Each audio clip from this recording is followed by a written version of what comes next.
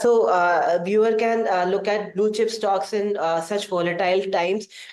He can consider stocks like Britannia, which is available at very decent support levels. And if he wants to look out for breakout stocks, then metal sectors are doing well. There are good tailwinds in this sector.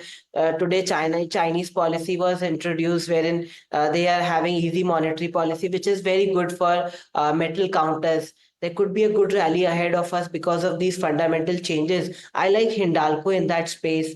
National Aluminium is good. Jindal Steel, JSW Steel. So basically, all these metal stocks actually look very good right now on the charts. All right, also joining us right now on Ask Profit is Lancelot Dicuna, the Chief Investment Officer of ValueX Wealth Connect. He's joining us with a fundamental view of these stocks. Hi, Lancelot. Thank you very much for being on the show. Good to have you. Thank you. All right, let's straight go down to business. And we have a question that's come in from a viewer called Abhi.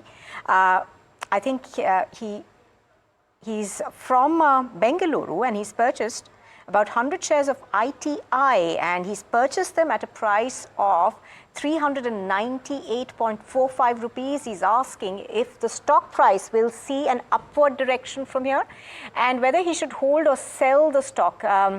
We're going to pull up ITI right now. The stock has, of course, been down today, but has been performing all right in recent times.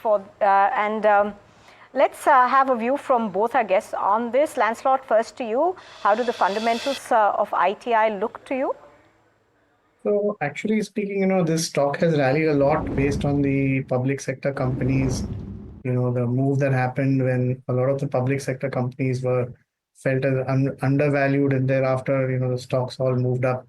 So I think when you look at it from a fundamental basis, it doesn't look very strong in terms of growth, both in terms of profitability as well as sales growth, as well as the return ratios look a little bit stretched in terms of valuation. So I would be a little cautious in terms of holding on to this stock for a long term.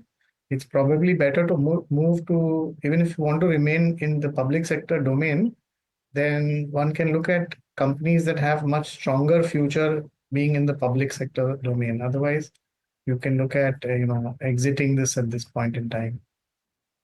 Fair point. Aditya, what's your sense on this? How do the charts look on it? And in the short term, what would your perspective be?